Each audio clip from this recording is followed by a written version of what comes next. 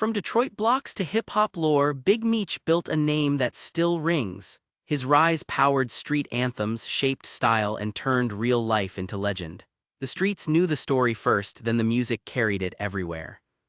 Now eyes are on 2025. Reports point to a potential release to community confinement, and the buzz is loud. Fans are watching records, timelines, and every update tied to his status. The energy feels like a city warming up its engines. The story did not pause while he was away. The hit series BMF put new light on the Flenory legacy, scene by scene. It brought old headlines to a new crowd and turned whispers into weekly debates. That cultural pull is bigger than nostalgia. It is about money moves, family bonds, and the cost of power. It is about how a Detroit blueprint shaped fashion, slang, and the sound of a decade. People see the past, then imagine what the next chapter could be. Talk around a welcome home concert adds more fuel. Picture a stage packed with stars who grew up on the myth and the music. Picture the cameras, the city pride, the stories only Meech can tell. One night could stamp a whole new era. Why is this comeback making waves? Because the name still carries weight in music and the streets. Because the series kept the legacy alive for a new generation. Because redemption, if real, changes how history reads. This post breaks down the release chatter, the TV impact, the business angles, and the stakes for hip-hop. It looks at what a return could mean for artists, brands, and fans who love real stories of hustle and second chances. If you care about culture, you will want to see how this plays out. The tide is rising and the city is listening. Who is Big Meech and how did he build the BMF empire? Big Meech, born Demetrius Flenory, rose from Detroit's southwest side and turned street hustle into a national brand. With his brother Terry, known as Southwest T, he built the Black Mafia family into a large-scale cocaine operation, then lifted that name into music, nightlife, and pop culture. The story blends street strategy, image control, and a network that reached coast to coast. The rise from streets to powerhouse. Meech and Southwest T came up in Southwest Detroit in the late 1980s and early 1990s. They started small, then scaled with discipline and patience. What set them apart was not just supply, it was how they ran the operation like a business. Roles were defined, crews were loyal, and problems got solved fast. The brothers split geography to win. Terry managed the West Coast side, focusing on supply and transport. Meech set up in Atlanta, which became the distribution hub. From there, BMF pushed product into major cities including Detroit, St. Louis, and Miami. Federal records later described Atlanta as the center of traffic that moved thousands of kilos a month at the peak. Several decisions fueled their rapid climb. Tight sourcing, direct ties to high-level suppliers kept costs low and volume steady. Hub-and-spoke logistics, Atlanta served as the engine, feeding regional crews with a steady flow. Low profile in operations, stash houses, compartmentalized teams, and coded communication limited exposure. Clear incentives, crews got paid on time, which built loyalty and cut risk of internal problems. Loyalty was a constant theme. Meech rewarded people, shielded workers from the spotlight, and built trust across crews. That trust let them move quietly while still growing fast. The brand itself, BMF, became a badge inside the network, a sign that deals would be handled and money would land. That kind of consistency is rare on the street. It created a system that felt more like a corporation than a corner crew. By the early 2000s, the scale was massive and the image was getting louder. The same discipline that built the business also crafted the myth. Luxury caravans, organized security, and a polished presence turned heads. For many fans today, that mix of strategy and style is what defines Meech's appeal. He treated the streets like a market and built a machine that moved with speed and order. BMF's flashy world of music and fame. Meech understood the power of culture. He launched BMF Entertainment around 2000 and used the music world as a stage. The strategy was simple but effective: sponsor parties, support rising artists, and make the BMF name hard to miss in clubs and videos. It was visibility with purpose. BMF Entertainment signed artists, the most known being Bleu DaVinci, and built ties with major rappers of the era. The crew bankrolled events, VIP sections, and high-profile celebrations that drew top names. You would see BMF shirts, giant billboards, and long lines of cars outside nightclubs. The image sold itself. Rappers shouted out the brand. Photographers captured the lifestyle. Street power started to look like celebrity. This is where lines blurred. The music arm gave BMF a public face while the private operation funded the spectacle. To many, BMF felt like a label, a crew, and a movement at once. The streets saw money and order. The clubs saw star power. Hip-hop saw a marketing machine that could fill rooms and start trends overnight. The ripple effects last to this day. Cultural stamp, the BMF name became a shorthand in rap for money, reach, and influence. Artist ties, proximity to stars boosted the brand far beyond Detroit and Atlanta. Enduring myth, songs, videos, and shoutouts kept the story alive long after the arrests. The allure was not only the money, it was how BMF packaged it. Meech forged a lifestyle brand before that term was common in street circles. He turned club floors into showrooms and treated artists like partners in a media rollout. That recipe made BMF bigger than a crew. It became a legend that lives in music, TV, and street memory, feeding the buzz around any possible comeback today. Big Meech's road to early release in 2025. The road to 2025 was built on law, discipline, and timing. Federal reforms reshaped how long-time, nonviolent drug offenders serve their final years. Good conduct and verified progress inside prison added lift. Put it together, and the path to community confinement became real, not just rumor. Key legal changes opening the door. Several changes in federal policy created space for an earlier transition, especially for nonviolent drug convictions. The biggest driver is the First Step Act, a reform package that rewards progress and reduces overly long sentences. Here is what matters most and why it applies. First Step Act time credits. People who complete approved classes and work programs earn time credits. Those credits can move them earlier into pre-release custody, such as a halfway house or home confinement. The Bureau of Prisons tracks these credits and applies them to eligible inmates with low or minimum pattern risk scores. Expanded compassionate release. Judges can now consider health, age, and other extraordinary factors. The standard is strict, but the First Step Act made it possible to bring more cases before the court, not just the BOP. Retroactive guideline changes. The U.S. Sentencing Commission has updated several guidelines in recent years. When a change is made retroactive, eligible people can seek reductions. Across the country, thousands of nonviolent drug cases have seen sentence cuts after guideline amendments. Pre-release custody push. Policy updates have steered people who qualify into community confinement sooner. This is how a person can leave a federal facility for a halfway house while still serving the sentence. In cases like Big Meech's, defense teams tend to focus on three angles that align with these laws. Nonviolent offense profile. The underlying conviction involves drugs and money, not a violent offense. That status matters for eligibility. Documented progress. Certificates, work history, and steady discipline records help unlock First Step Act credits and sway judges. Public safety fit. A low-risk score, stable reentry plan, and strong family support argue for transition to community custody. Attorneys have also cited recent guideline amendments to seek further reductions, pointing to comparable nonviolent drug cases that received relief. The logic is simple. If Congress and the Sentencing Commission say certain sentences were too long, those stuck under the old rules should see that change reflected in their time. Life behind bars and steps toward change. What happens inside prison is not background noise, it is the case. Reports of clean conduct, steady work, and education stack up over time. They tell a story of change that policy can recognize. Here is the profile that supports early movement to the door. No discipline issues. A consistent record without serious infractions signals stability and self-control. It also protects time credits from being lost. Education and trades. GED tutoring, business courses, or vocational skills show effort to prepare for legal work. Certificates matter because they are verified proof of hours and completion. Rehabilitation programs, reentry planning, drug treatment, financial literacy, and conflict resolution all count. Many are approved for First Step Act credits when finished. Work assignments. Years of steady work in UNICOR or facility jobs build a track record of reliability and teamwork. Fans see these steps and rally behind them. Growth is a powerful storyline, especially when it is backed by paper. When a person puts in the work day after day, it changes how a judge, a case manager, and even the public reads the past. For Big Meech, the signal is clear. A quiet file, certificates from courses, and years without drama align with the law's incentives.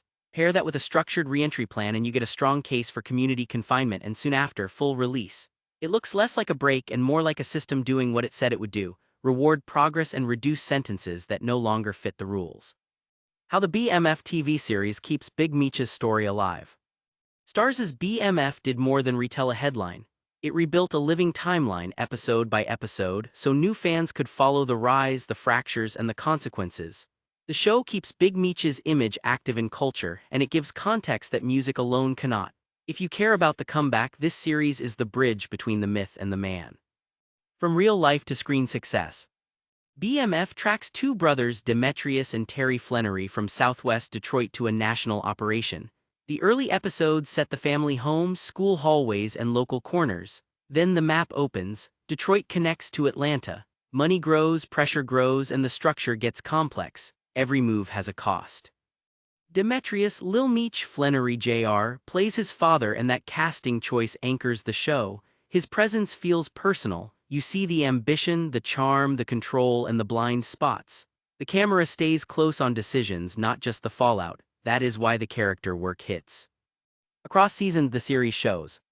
Season 1, the brothers start, they're split in roles and the first real tests at home. Season 2, bigger targets, bigger enemies, and the strain of fame meeting risk. Season 3, the Atlanta pivot, legal heat, and cracks inside the circle as the empire scales. Season 4, a hunt for new suppliers, cross-border pressure, and old choices circling back. Critics praise the show's grounded tone, its period details, and a cast that sells both family and business.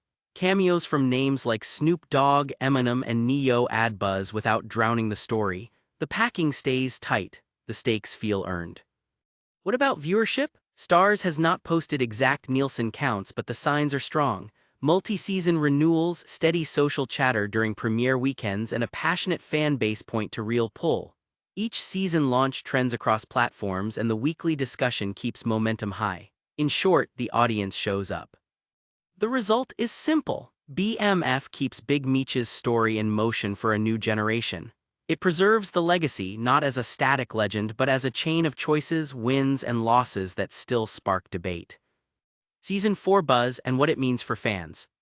Season 4 premiered June 6, 2025. The rollout hit with confident energy. Teasers promised higher stakes. Early episodes deliver sharp writing, tighter direction, and a focus on consequences. The brothers chase supply lines while trying to hold family and loyalty together. It feels like a countdown.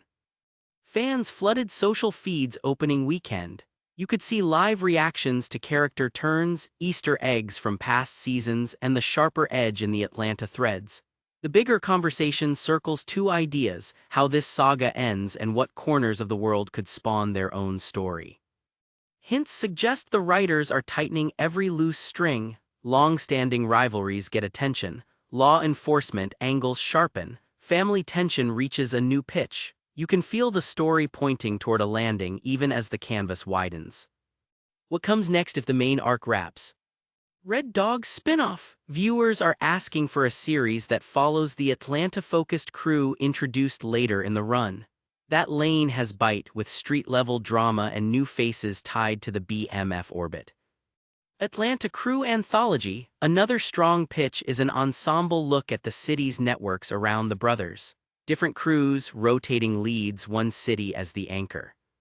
Law Enforcement POV. A case-driven series that flips the lens to the investigators who shadowed the organization across states. None of these are confirmed, but the appetite is clear. The audience wants more of this world, not just the same plot line. They want the code words, the fashion, the music, and the moral trade-offs that define the era. For fans watching Big Meech's 2025 chapter unfold, Season 4 works like a mirror. It reflects the climb and the cost, then asks what redemption looks like when the lights come back on.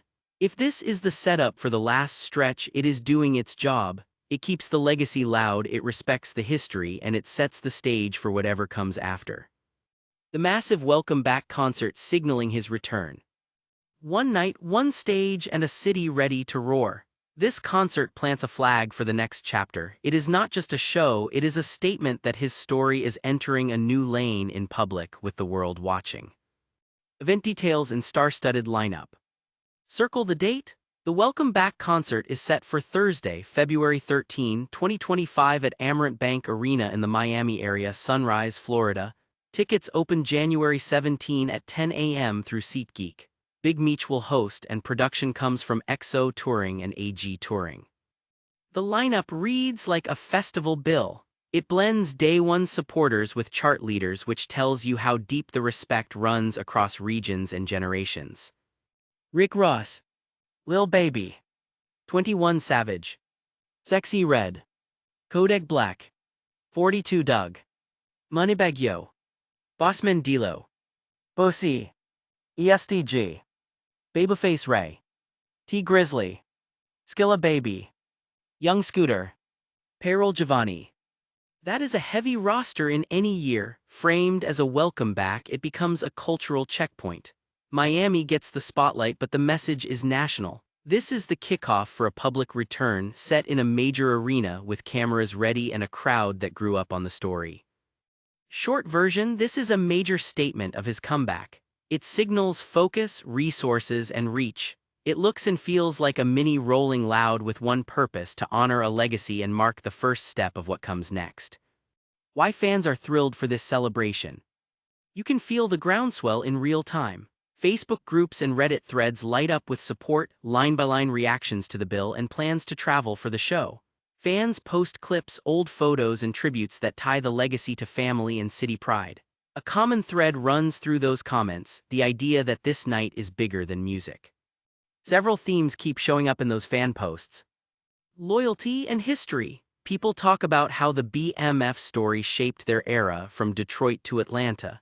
They see this concert as a moment to stand up for that history in a new, lawful frame. Family ties. Mentions of Lil Meech and the TV series keep the story current. Father and son on parallel stages is powerful, and fans want to witness that in person. Community roots. Supporters connect the event to the way BMF showed up for people over the years. You see comments linking his name to help for families and neighbors, especially those touched by incarceration. That bond gives the night heart, not just hype. A clean lane forward. Many posts describe the concert as a bridge to post-prison life. It is a public, professional move that sets the tone for business, media, and any future philanthropy. The stage becomes a platform to talk progress, second chances, and justice reform in front of a massive audience.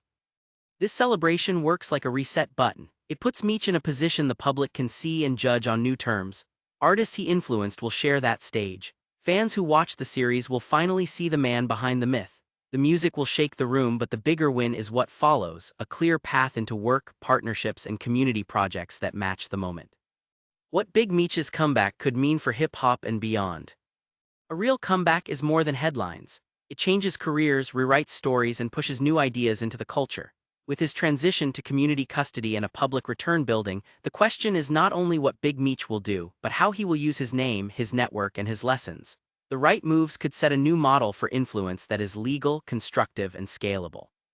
Potential new ventures after release. A clean lane forward requires structure, not noise. If the plan centers on legitimate business and community impact, it can work for the long run. Here are realistic paths that fit his experience and the current moment. BMF Entertainment 2. Build a proper label and management house with compliance, audits, and smart A&R. Pair Detroit and Atlanta pipelines with artist development, writer camps, and producer incubators. Keep the brand strong, but keep the books cleaner than a studio console. Film and TV producing. Move into executive producer roles for series, documentaries, and scripted features. The BMF audience is already here. Package stories about family, leadership, and choices, not just street lore. Partner with established showrunners and studios to protect quality.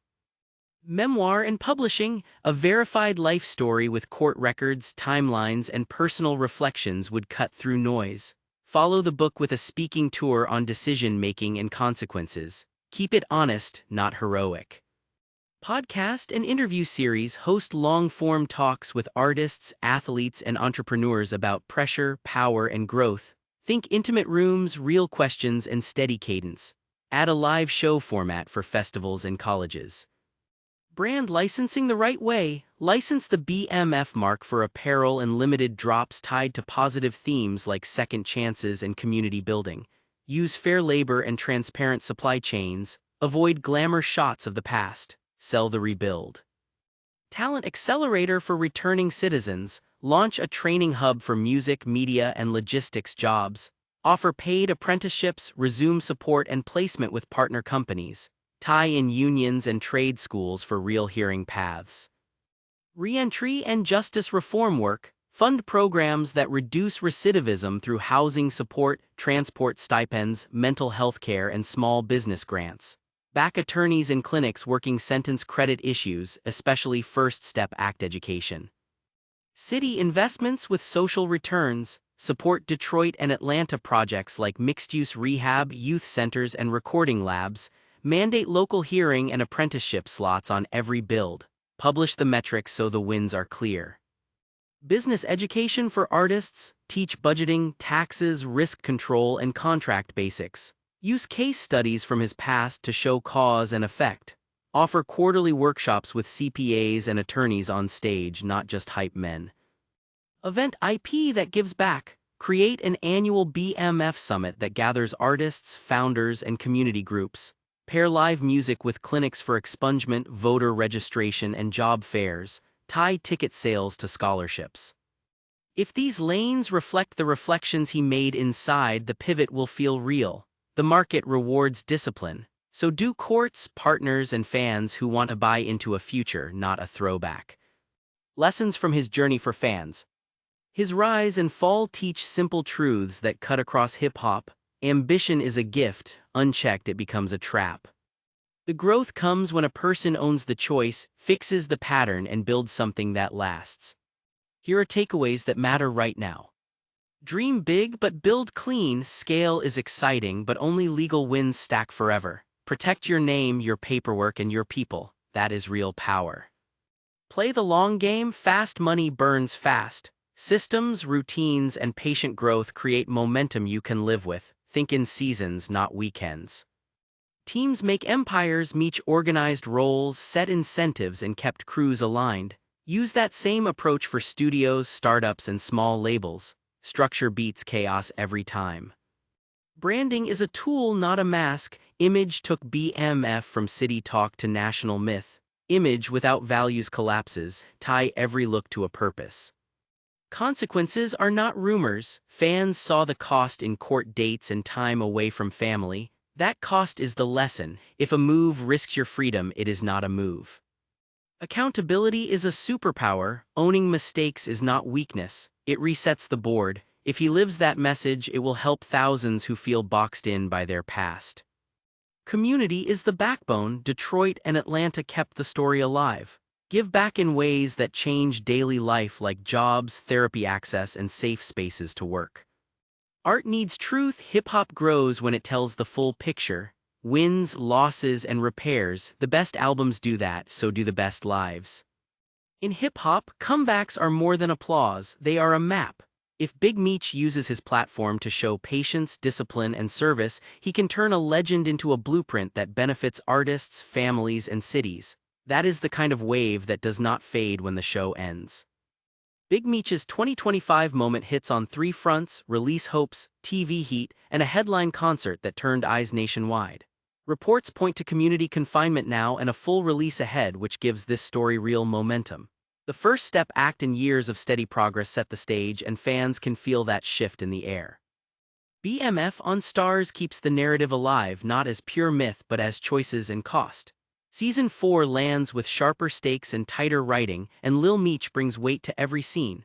That weekly rhythm feeds the comeback. It builds a growing crowd that wants to see what a second act looks like when the man finally steps forward. The Welcome Back show in Miami lit up timelines from the date and arena to a lineup built for headlines. Announcements sparked huge buzz, then more headlines as plans shifted. Even with changes, the message was clear: the culture is watching and the door to a new chapter is open.